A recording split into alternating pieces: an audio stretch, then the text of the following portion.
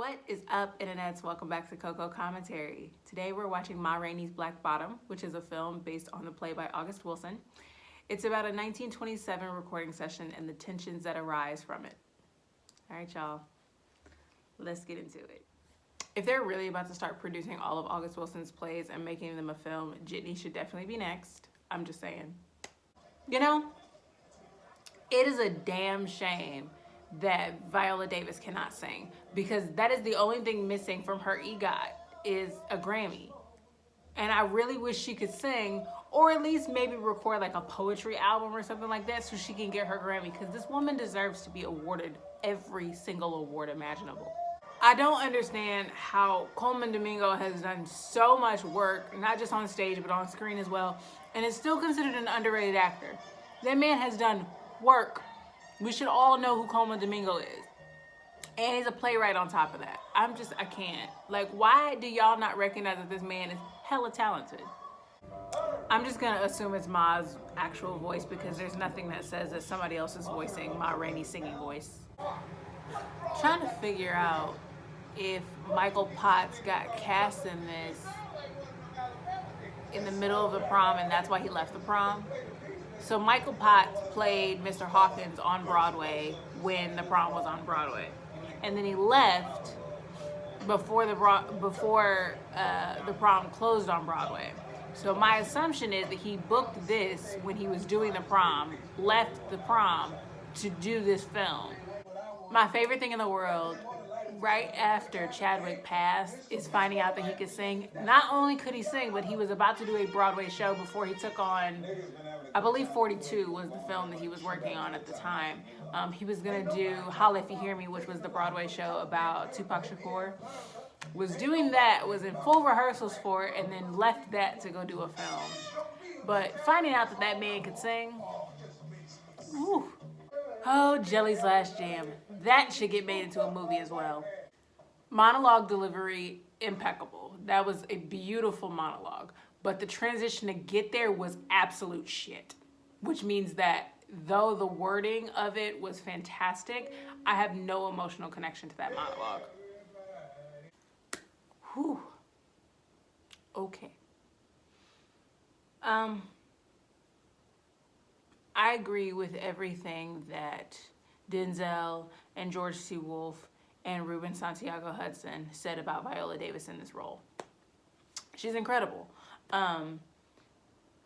There are so many things that I love about Viola Davis as an actress, and that every role that she takes on, no matter how small, she fully invests herself in the character to where you cannot see traces of Viola Davis when she's performing. It's literally a full-fledged character that she came up with, that you see on screen or that you see on stage. She's fantastic. I love her. Coleman Domingo, fantastic. I love him and everything that he does. He's such a,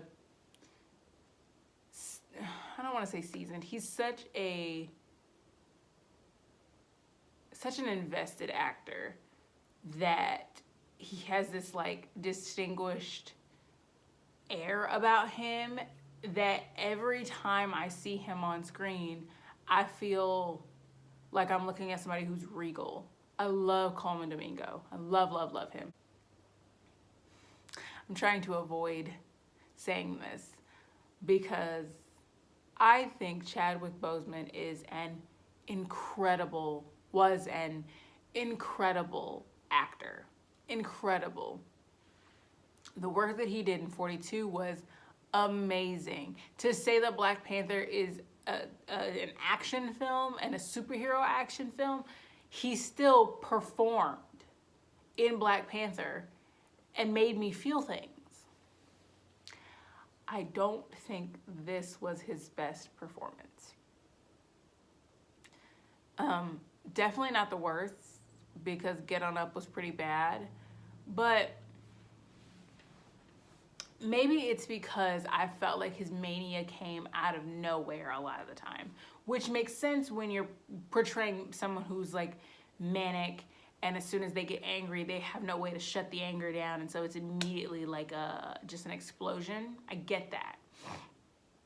But There was a lack of underscoring in the film, which I feel like became a detriment to it. I get that the film is about music, but you don't get to deaden the air in every scene just because a film is about music.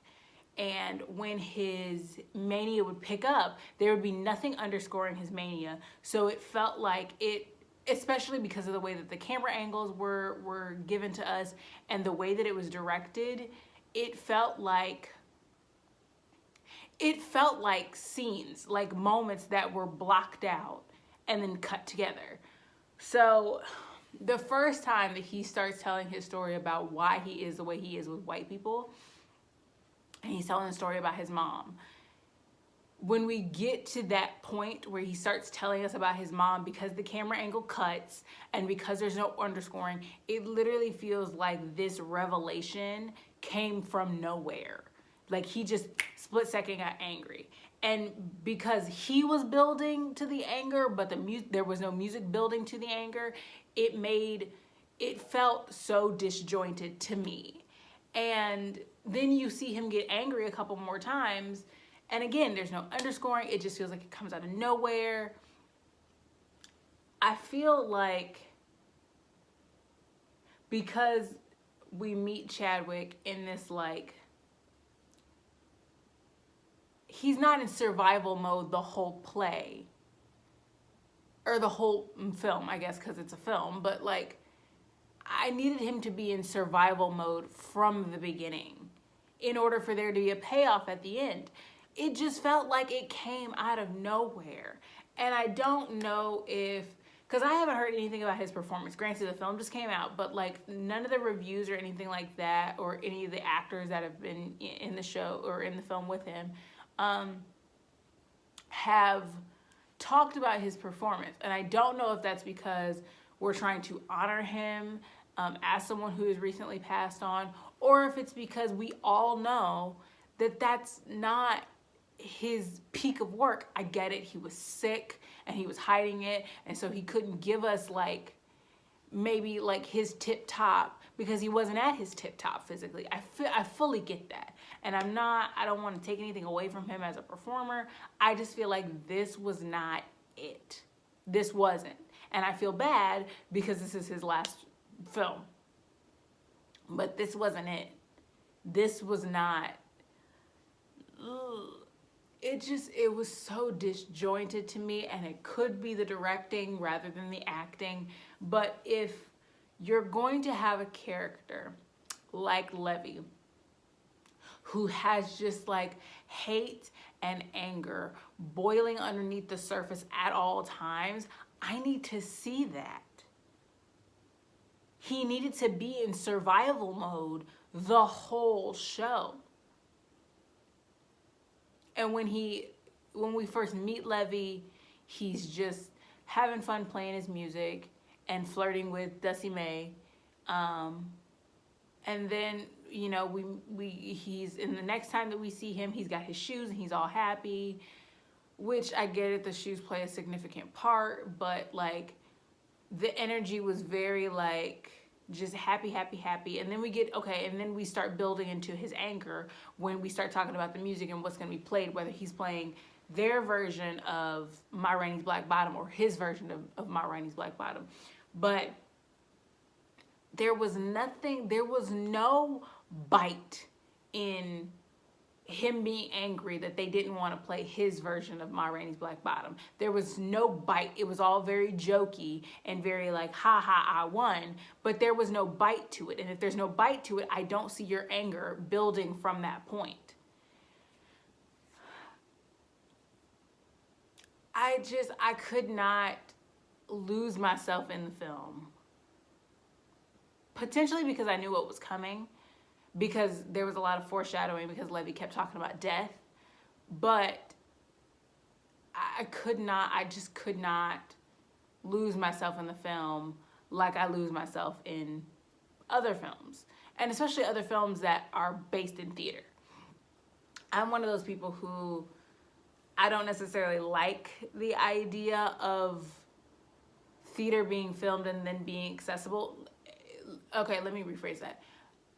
I would enjoy pro shots. which is what Newsies was and Shrek the Musical was, where they film the Broadway show and then give it to the audience, and then that's what it is. But when you make a Broadway show a film, you start to chip away at that connection that you feel in the room when you're creating theater for a specific audience, because you're no longer creating it for that audience in particular and getting the vibe for what that audience is feeling that night and how to readjust your lines or readjust your jokes or readjust whatever to get that audience on your side. You're now doing a broad spectrum of, oh, okay, well, the audience would like this. I think the audience would like this. And I feel like that becomes a detriment, especially when it comes to plays being made into films, because then you lose the connection. And I felt so uninvested with this movie. And I don't know, I can't 100% say it's about the movie. It could be, you know, whatever's going to happen in my day is preoccupying me or whatever. But I don't want to say it's bad, because it's not. It's a well-directed film. The play itself is fantastic, so obviously the film is going to be fantastic. But I lost something. I just did. I lost the August Wilson of it all. I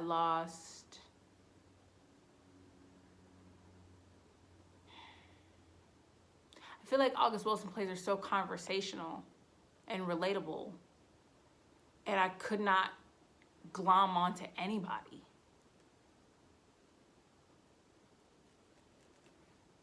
I don't know, you guys.